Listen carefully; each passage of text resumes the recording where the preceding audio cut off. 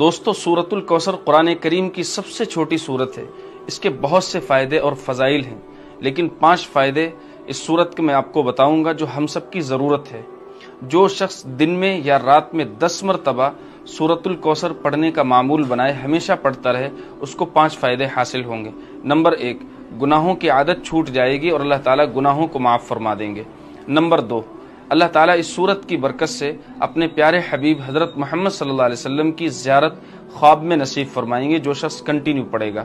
Number 3، اس سورت کی برکت سے اللہ تعالیٰ تمام حادثوں سے، بیماریوں سے، پریشانیوں سے حفاظت فرمائیں گے۔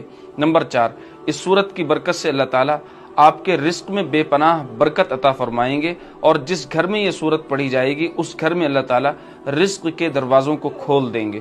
نمبر 5، اس سورت کی برکت سے پڑھنے والے کی تمام حاجتیں اللہ تعالیٰ پوری فرما دیں گے۔ یہ 5 فائدے اس سورت کے، سورۃ الکوثر کے ہیں۔